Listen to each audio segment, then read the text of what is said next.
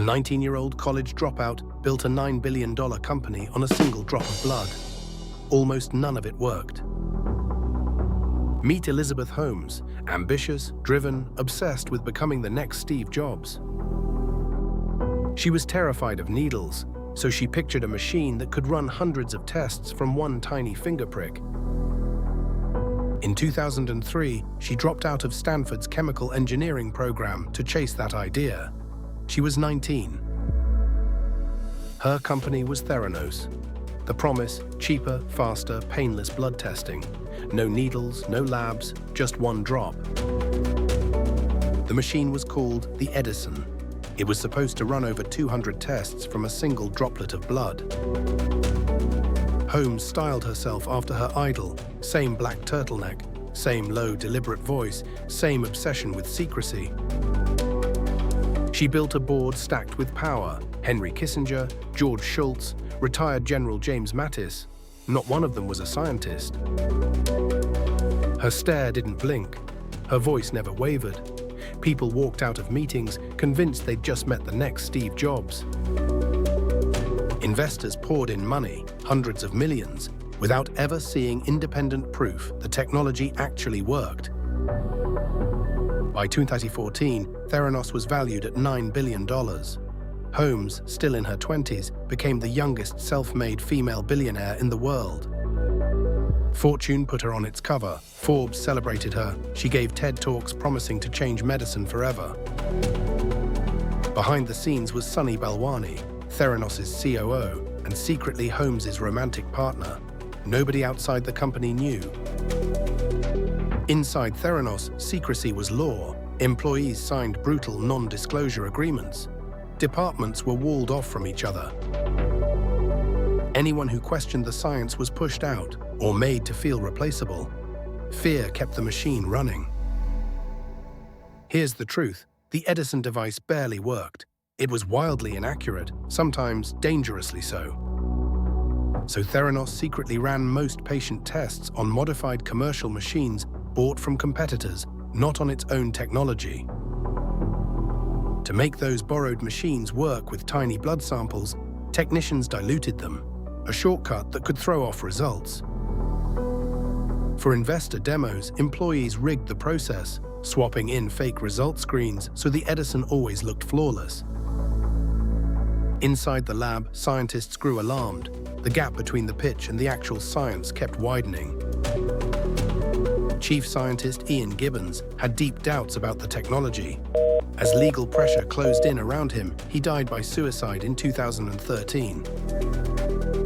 Meanwhile, Theranos landed its biggest partner yet, Walgreens, ready to put its blood testing machines in stores nationwide. Wellness centers opened inside Walgreens pharmacies. Real customers rolled up their sleeves, trusting the technology completely.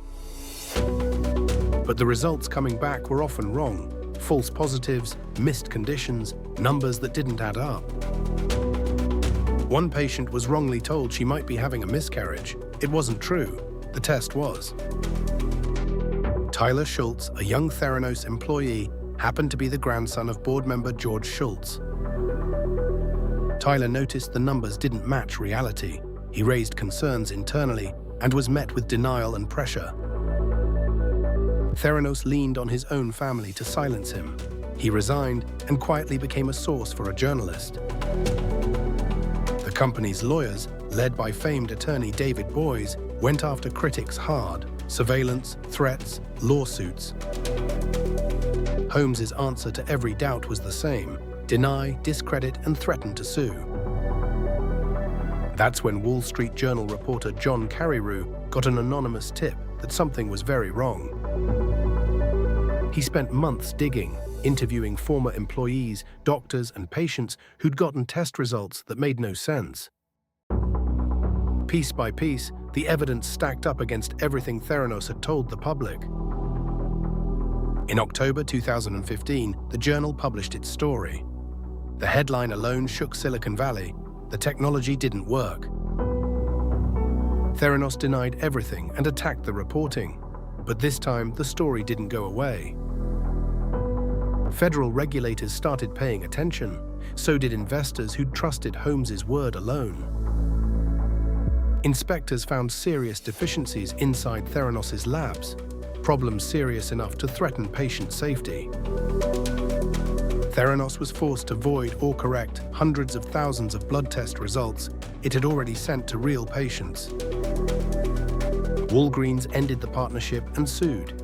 The company that once promised to revolutionize healthcare was falling apart. The SEC charged Holmes and Balwani with what it called an elaborate years-long fraud. Investors lost everything, from media mogul Rupert Murdoch to some of America's wealthiest families. The $9 billion valuation collapsed to zero. Theranos stock was worth nothing. Holmes settled the SEC's civil charges, paying a penalty and agreeing to stay out of running a public company for years. But civil charges weren't the end. Federal prosecutors filed criminal fraud charges against both Holmes and Balwani. The criminal trial dragged on for years, drawing intense media attention to every detail. Holmes's defense argued she genuinely believed in the technology and blamed Balwani for controlling and abusing her. In January 2022, a jury convicted Elizabeth Holmes on multiple counts of investor fraud. She was sentenced to more than 11 years in federal prison. Balwani was convicted in a separate trial and sentenced too. Theranos, once worth $9 billion, no longer exists at all. So how did so many powerful, smart people get fooled for so long? Confidence isn't proof. A deep voice and a black turtleneck are not a working product.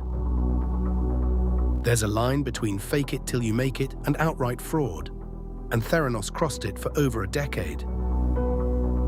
The lesson echoes far beyond one startup. Verify the claim, not just the charisma behind it. Theranos remains one of the starkest cautionary tales in modern business history. If you want more true stories of empires that rose fast and collapsed harder, subscribe for the next one.